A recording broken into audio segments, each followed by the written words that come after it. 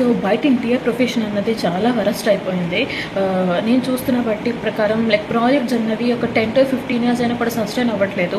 ఒక 2 to 3 ఇయర్స్కే చదలు పట్టేయడం. అసలు designing చూస్తే కొటేషన్ ఏమో వెరీ హై బడ్జెట్ ఉంటుంది, బట్ డిజైనింగ్ వచ్చేటప్పటికి అసలు సంబంధమే ఉండట్లేదు.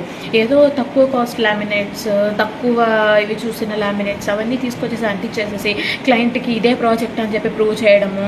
లైక్ అలా చేసి ఒక ఇంటీరియర్స్ పరువు అన్నది ఖచ్చితంగా తీసేస్తున్నారు బయట మార్కెట్లో చాలామంది మా ఇంటీరియర్స్లోకి దిగిపోయి.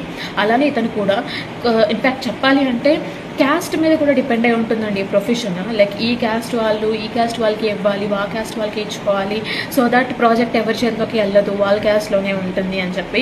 బట్ నాలెడ్జ్ అనేది చాలా ఇంపార్టెంట్ అండి. ఎప్పుడైనా ఒక క్లయింట్ ఎప్పుడైనా చూసుకోవాల్సిన విషయం ఏంటంటే అతనికి ఎన్ని ప్రాజెక్ట్స్ చేశారో, ఆ పర్సన్ ఎన్ని ప్రాజెక్ట్స్ చేశారో, వాళ్ళకి ఎటువంటి ఎక్స్పీరియన్స్ ఉంది, వాళ్ళు ఏం ప్రొఫెషన్ చేశారు, అవన్నీ కొంచెం తెలుసుకొని ప్రాజెక్ట్లోకి దిగండి. ఎందుకంటే మనీ అనేది ఎవరికి ఊరికనే రాదు.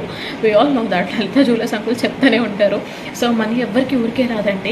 మన హౌస్ కన్స్ట్రక్ట్ చేసుకుంటున్నామంటే లిటరలీ మన ఇయర్స్ ఆఫ్ హోప్స్, డ్రీమ్స్ అవన్నీ తీసుకొచ్చి మన ఒక హౌస్ మీద పెట్టుకుంటాము. కొన్ని ల్యాక్స్ ఆఫ్ అమౌంట్ చాలా ఇయర్స్ నుంచి దాచుకొని లోన్లు కట్టుకుంటూ పెట్టుకుంటాము ఆ ఇంటి మీద. సో తీసుకునే ముందు జాగ్రత్తగా మంచి డెసిషన్ తీసుకోండి. ఎవరికి ఇస్తున్నాము, ఎలాంటి వాళ్ళకి ఇస్తున్నాము, క్యాస్టో లేదా ఏదో తెలిసినోడనో ఇదను కాదు. మీకు లిటరలీ ఆయన మీద నమ్మకం ఉంటేనే, ఆయన ఆవిడ మీద నమ్మకం ఉంటేనే ఆ ప్రాజెక్ట్ మీద వాళ్ళ చేతికి ఇవ్వండి.